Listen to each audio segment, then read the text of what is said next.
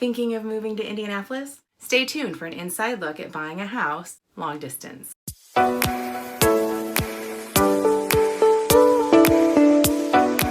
Hi, I'm Jillian. I'm a real estate agent with High Garden here in Indianapolis. I'm gonna do lists because they work well. It's number one, do your research. Odds are you've already started that. It's probably why you're here watching this video. There are many cities, neighborhoods within Indianapolis that all have pros and cons of living in. So think about what's most important to you. Is it a good school district for your kiddos? Is it a short commute to work? Is it walkability? Do you want to be able to be within walking distance to restaurants, bars, shops? Those are all things to consider, questions to ask yourself to start honing in on the area of Indianapolis that you want to be in.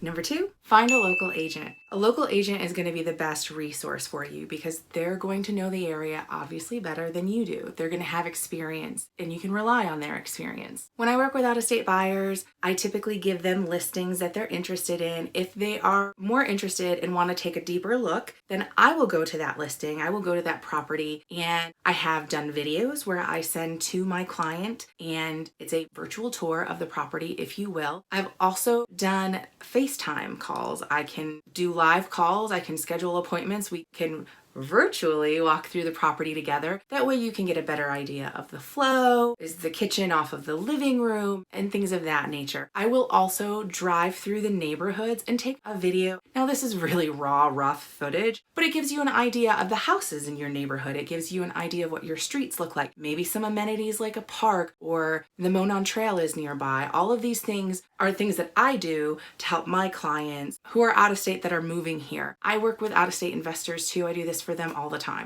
Okay, number three, narrow your search. As I said before, Indianapolis is a really big city. It's super spread out. There are multiple smaller cities within Indianapolis. There are pocket neighborhoods within an area, let's say downtown of Indianapolis. You really need to start narrowing down your choices, because that will help you and your real estate professional focus on an area and really get the property that you are looking for that will make you happy. If you're planning to come visit the city, narrowing down your searches will help narrow down listings to see. You don't want to come for a weekend and see 30 houses, 50 houses. It's going to be overwhelming. You're going to be exhausted. You're not going to remember which property had the kitchen that you loved, or which property had the backyard that you really loved, or what about the property that had a basement? So narrow your search down before you get here, and that way you can stay focused and you can get into the properties that you really are interested in. If you can't visit, that's okay too. Everything can be done virtually too. Know the market where you're going to buy. Your real estate professional should be able to guide you. They should be able to tell you if it's a seller's market. What is a seller's market? That means that there are more buyers, people looking to purchase homes, than there are houses to purchase. Is it a buyer's market? There's more houses for sale than there are buyers. How long do listings last on the market? That's really important when you're writing an offer, because you want to write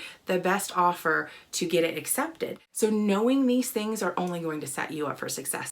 Okay, last but not least, number five, do your inspections. Maybe you're coming to town and you found the offer, or you found the house that you love, and you're writing an offer, your offer gets accepted, now you're under contract, you're in your due diligence period. You go back to your current home, don't skip out on your inspections. Your real estate agent can be there for you if you cannot be there. Your real estate agent probably has inspectors that they work with on a regular basis, and there's a relationship there. So rely on your real estate professional, do your inspections. Why are inspections so important? Because it gives you an inside look, if you will, at the home that you're buying. It will tell you about the mechanicals. I have another video, a link to it, about home inspections and what they cover, but it's really important. Don't skip this step just because you're out of state. That brings me to the end, but before you go, I'm sure you're thinking, okay, well, we've got an accepted offer. What about closings? I have done this for clients who are not in Indy, who don't come to Indy to close, and I have done this for clients who do travel to Indy for closing. Each totally doable, each has pros and cons. It's your choice. Just know it can be done either way.